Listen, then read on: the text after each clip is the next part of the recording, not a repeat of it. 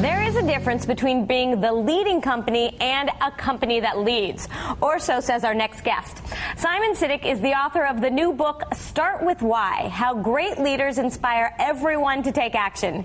He's here to tell us why entrepreneurs may be equipped to lead better than any other group. Hey, Simon, it's great to see you. It's been a long time. Nice to see you, JJ. So explain to me the difference, a leading company, a company that leads. So leading companies sell more than everybody else. You know, GM is a leading company. They sell more cars than everybody else. But they're not a company that leads. A company that leads is somebody that sets the pace, sets the direction for the entire industry. And there's a huge difference. Don't you want to be the leading company and the company that leads? They don't often go together amazingly because the leading companies are so driven about their market share and being number one that they forget that profits are actually more important. And you know, in business, everybody's really a follower.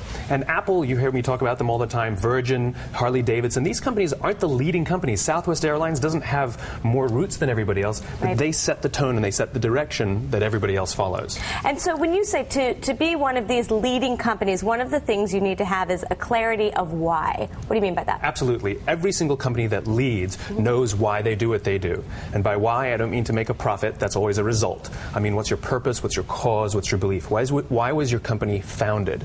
And very often, and you look at entrepreneurs, the most successful entrepreneurs, it was some sort of personal experience that had them start their company in the first place. Their parents couldn't get good home care, and so they started a home care business. You know, I couldn't get a good burger, so I started my own burger company. You see this all the time. And so it's important for the founder to understand that, or for the company to understand that? Well, if the founder doesn't understand it, then no one in the company will understand it. Right. So absolutely it starts with the founder. And there's a huge importance in the ability to communicate what you believe. You know, it's very closely linked. You know, those people who have the ability to communicate what they believe clearly are the ones who lead. And it's an inextricable connection between leadership and communication. It's about passion then, and other people sharing your passion. Then you say they get their why, then they have to have the discipline of how. So that's how you get your product out there or your service out there? I think it's deeper than that. Okay. You know, every company has guiding principles and values. The question is, how do you hold yourself accountable to them? You know, very often you hear companies talk about, we believe in customers first, but then when you go look at the way they actually do business, you very often see that they don't put customers first. A lot of promotions, for example, are designed to trick the customer. You know, you fill out all of this crazy paperwork and we'll send you a rebate, and they know that most people aren't going to fill it all out. That's a trick. How customer focused are you if you're tricking your customer to do business with you?